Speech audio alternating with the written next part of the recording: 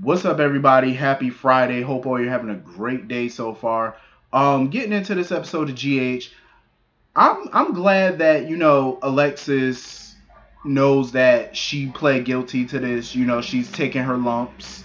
I mean, I know she wished that she was out of prison, but at the end of the day, you did commit a crime. You confessed to it, and I'm glad Alexis owned it. But at least you're going to a better prison rather than Pentonville. Pentonville is just no. So at least you're going to one of those Martha Stewart type prisons. You know what I'm saying? You ain't got to deal with no roughnecks. You get to deal with the wealthy. You get to still be around people that you're used to being around. People with money or whatever that did white collar crimes or whatever crime they did that got them sent there. But at least you're in a safer place. You ain't got to worry about no foolishness. Except for Ryan. When Alexis turned around and she saw Ryan up in that prison, I was like, oh, hell to the no. He need to be in a maximum facility, not no little Martha Stewart where you get to roam the hallways kind of prison. No, he need to be in Steinmauer somewhere. That's where Ryan need to be. But Jordan let her know too. Jordan let Alexis know, like, yeah, you got sent to a cushy prison or whatever, but if you act up in here or act a fool one time in here, you're going back to Pentonville. No excuses, no question. You're going right on back to Pentonville, and ain't nothing nobody can do about that. But I'm pretty sure Alexis is gonna be good though. She gonna behave. I'm happy my boy Sean is free. Finally, he got the paperwork. Everything's official on the dotted line. He a free man. No parole conditions. No nothing. Sam, I want to slap her. She's sitting there. Oh, I'm jealous. Parole. Sam. I understand she was laughing when she said it and she was joking when she said it, but a part of me felt like she was dead ass serious. Sam, you were in prison for 1 month. Let's break this down. This man spent 6 years in prison for something he did not do. You spent 1 month in prison for something you did do and got parole. First of all, who gets paroled after only being in prison for 1 month on a 2-year bid? 2 years that you got sentenced. Like that's the funny part to me. She got 2 years. She was sentenced for killing Shiloh. And in my opinion, it was self-defense, but the judge felt like it was manslaughter. So you got 2 years. You did not serve not even a year. If you're on a 2-year bid, most people don't see a parole hearing until the first year on a 2-year. So the fact that you got paroled after 1 month, I would shut my mouth if I were you, because you are a very lucky person. Very lucky. Like, seriously, you were in Pentonville for all of a month. You got Cassandra up in there pulling a knife on your ass. You had to bunk with Nell, and you only had to deal with that shit for 1 month. This man had to deal with slime and just scumbags for 6 years. Sam, hush your mouth about parole. And he did go up for parole finally, and thanks to some politics, he got denied. He served his time. 6 years ain't no joke for something he didn't even do. I would have sued the hell out of that city. I would have sued if I was Sean. I would have got my money.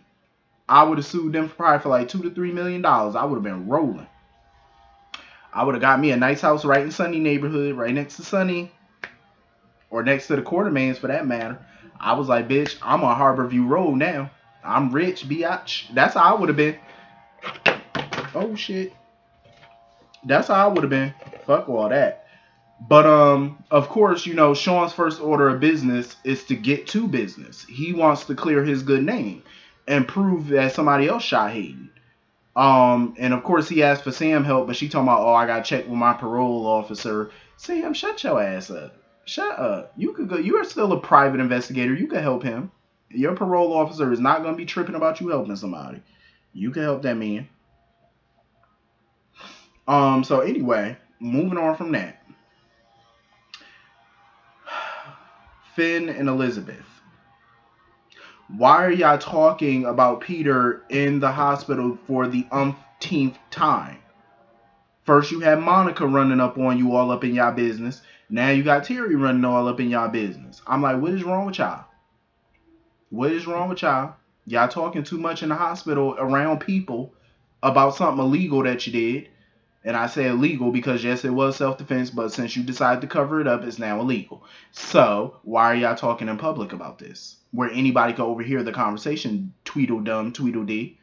Like, what is wrong with y'all? Finn, you have an office, sir. You can go in the office and close the door. Privacy, four walls. You got walls in the door. Noble idea. I'm just saying. Is this, you see where I'm going with this? Why are you in public talking about this? Why? Why? Inquiring minds would like to know. And she walked up on them talking, spewing her nonsense about Peter. Oh, I'm glad he's dead. I wish somebody would kill him. And shut up. Be quiet. Terry need to go on and mind her business. You ain't even interact with that man like that. Has she ever interacted with Peter? I think probably maybe once, maybe. But even then, it was like it wasn't a bad interaction. So I'm like, calm your ass down. Elizabeth was sitting there, they still trying to figure out how the hell they gonna, get that body up out of there. So they decided to go to the park again, open space, to talk about something illegal again. Y'all do have a home and y'all do have an office. I'm just saying. Finn, you have an office and a home. Elizabeth, you have a home. Why not go there? Make sure the kids aren't there and go talk. Y'all could talk freely then. I don't know why y'all talking in public. So of course, they talking about it and Jason lurking behind the tree like, Michael Myers walking around behind the tree listening in.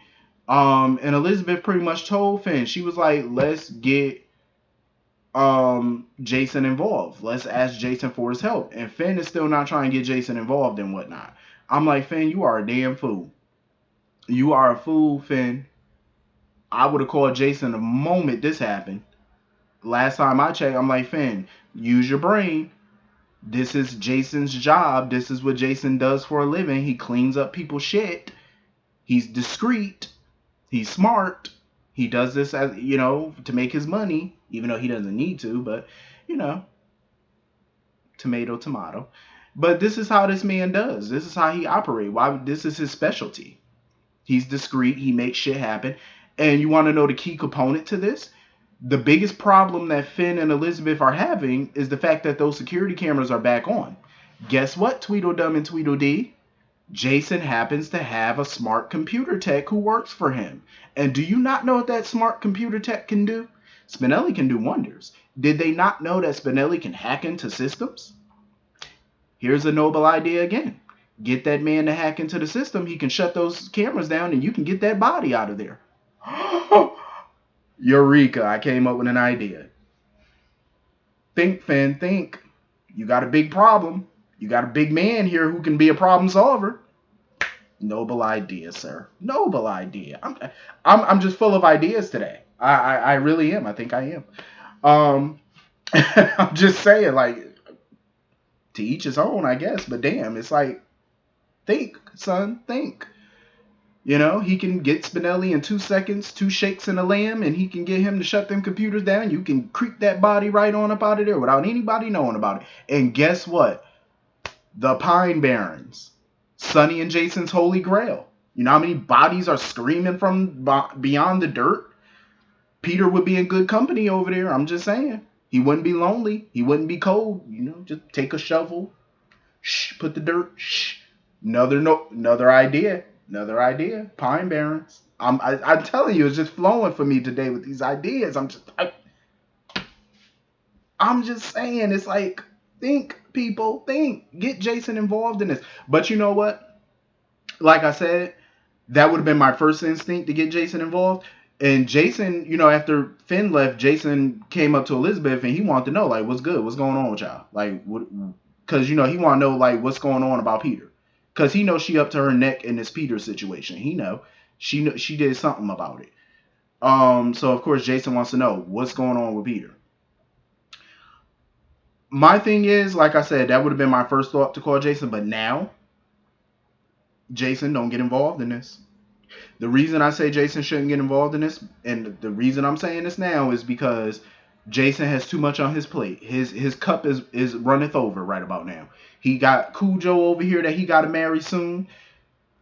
He dealing with too much. He got Britt over here still salty at him. You know what I mean? He running the organization right now. You got the Novaks over here. His plate is full. You got Brando and his cackling mama over here trying to ease their way into the yellow brick road of the mob life. He getting it from every side right about now. I don't think he got enough to put her and Finn and a drama on his plate. I don't think he does. Jason, leave this alone. Because I'm telling you, with all these things, something is bound to fall through the cracks. I normally I would say, he also got his kids, but we know that's a non-issue.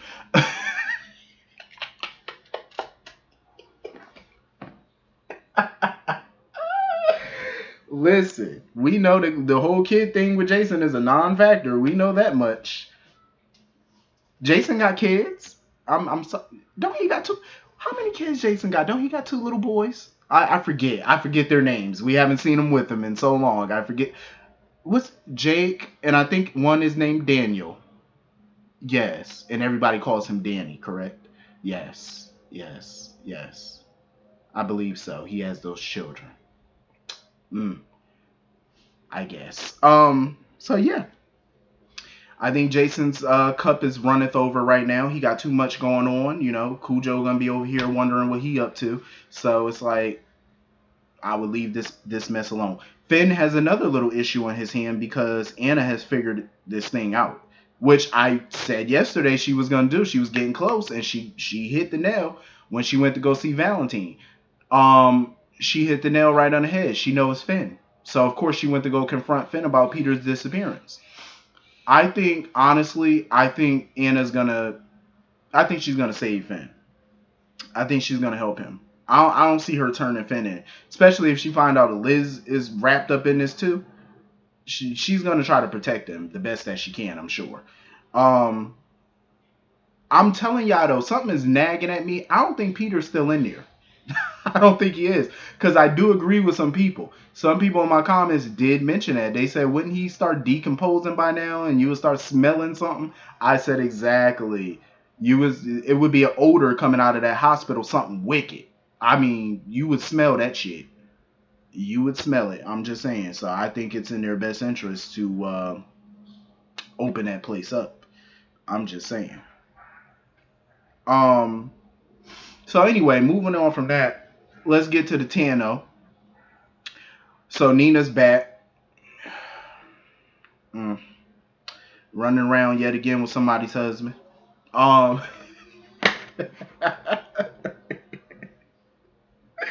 Yo, Nina ain't got no shame about her shit. I'm gonna tell you that right now. She's sitting there telling Sonny, I'm gonna stay as long as I'm needed. You don't say. I respect Lenny because Lenny is trying to minimize the damage. Like, he's trying to minimize his wife's pain. You know what I'm saying? He feels like if, this surgery or whatever, because like you said, pancreatic cancer, he's not lying. It's damn near a death sentence. Many people have died from pancreatic cancer. So the odds of him surviving this is like, a little slim, but there's been survivors of it, but a lot of people have died from it too. So I can understand. He was like, if shit get bad, like, don't let Phyllis have false hope. You know what I'm saying? Like, don't make her feel like she could save me or a doctor can save me. Let me go. You know what I mean? Just let me go. He doesn't want his wife to feel any more, like, get her hopes up and then he dies. And, so I totally get where he's coming from with that. He's trying to do everything in his power to protect Phyllis. You know what I'm saying? Financially, emotionally, he's doing what he has to. That I like Lenny. I like Lenny and I love Phyllis. I love both of them. I feel like, you know what, when this whole Sonny mess is over, I wouldn't mind seeing Lenny and Phyllis on a regular basis. I wouldn't mind, honestly, because I've really grown to like them. I've grown attached to those characters.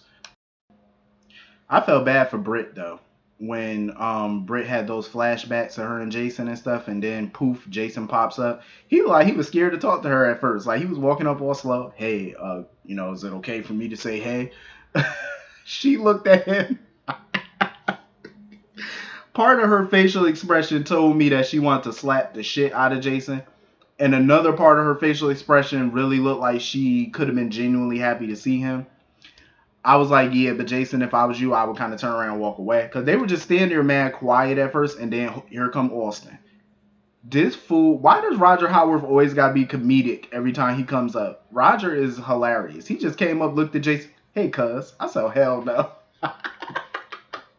I was like, Austin, now ain't the motherfucking time. Jason didn't even turn his head to look at Austin. Like, he was so dismissive of him. Like, he didn't even look at him. Like, he was just focused on his, his woman right here. And I still say his woman. Even though he with Carly right now, we all know that's business. This is lady right here. And I was like, okay. Jason was staring at her like, he was ready to take her to the room. Any room would suffice. I said, damn. I want them so back together right now. I really do, because I love Jason and Britt's vibe. Like, I love the aura of the two of them. Like, it's such a breath of fresh air when they were together. It was something new. It could, it was something fun. It was entertaining to see them together. I was like, damn. When Jason just walked off, I was like, Britt, stop him. Stop him. Stop him now. But Britt right now is focused on business. You know what I'm saying? She's trying to maintain her position as chief of staff. So, of course, she's trying to get Austin on her side to back her up or whatever when it comes time. But the time is now. Monica was like, you know what? I done made my decision about who the new chief of staff is going to be. Honestly, what I think Monica should do, and this is just me, I feel like they both should be chief of staff. My honest opinion. I think they both should be co-chiefs of staff. I think so. You know how companies have co-CEOs? They should be co-chief of staff because I feel like they both bring something unique to the job. They both have great ideas, especially Terry. She had great ideas about, health insurance and stuff with the LGBTQ community. I think that was dope. I think they both can collaborate. Will they both kill each other? Probably. But in the end, I think that they could probably be a good team once the dust settle. I wouldn't mind it because it's kind of hard to choose between the two, because I on the one hand I can see Terry as chief of staff, and on the other hand I want Britt to keep being chief of staff. So it's kind of hard. It's like just make them both. That's my reasoning behind it. Give it to them. I did like the scene between Jason and Monica. He was telling her about the research on Austin that he had Spinelli do. Basically, everything came back the way Austin said it did. Like, he's really Jimmy Lee's son. Like, he checked him out, had Spinelli do a thorough background. He's clean. He didn't find anything alarming on him. And I'm glad, Monica spoke her piece about this engagement between Carly and Jason. Like, she let her feelings be known. She's not a fan of Carly, especially all the shenanigans that Carly pulled back in the day with AJ and stuff like that. And, Jason, I did agree with Jason, too. All that stuff was the past, but, I do agree with him. They all made mistakes. They all made mistakes back then. Monica, Alan, AJ, Carly, Sonny, Jason, they all handled it all wrong back then. But I chalked that up to them and, just emotions running high back then. But the past is the past. It's like we can't change the past. But I'm glad Monica spoke her piece. She said her piece. She asked Jason, was this really his decision? Like, is this really what he wanted to do? He said yes. She left it alone. Monica was like, all right, I ain't going to fight you on it no more. This is what you really want to do. You want to marry Carly?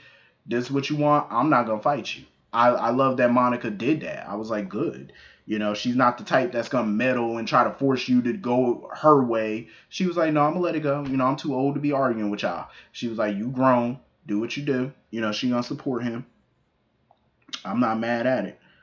So anyway, moving on from that. Yesterday we had Spencer playing matchmaker with Britt and Nicholas. Now we got Trina playing matchmaker with Nicholas and Ava. And Trina sent them over some drinks and trying to get them back together. And she wanted Spencer to help her get them back together, but Spencer was like, no, because I don't fuck with Ava. So he was like, it ain't gonna happen from me. He was like, because I don't rock with Ava or whatever. And Spencer really need to let that go. Like, let your anger go. You'll be so much happier. And besides, I feel like the writers are testing him and Trina out. And I feel like it's going to be a conflict between both of them if they even do try to date, because she's a friend of Ava. Ava's her mentor. And Spencer, he doesn't like Ava. So it's going to be some drama there. It's like, how did they navigate those waters? So, of course, Nicholas was happy to see her. He was definitely happy to see his boo. But Ava had to make it abundantly clear to Nicholas that they're still getting a divorce. Ava was looking good at that pool.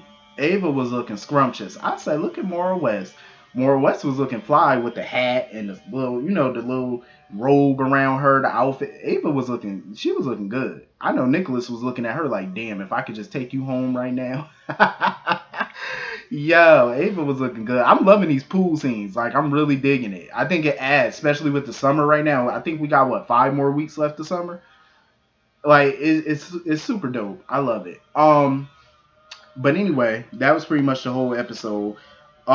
Hit the comment section. Let me know what y'all thought about this episode. I will see you all later. Have a great weekend. See you Monday. Peace.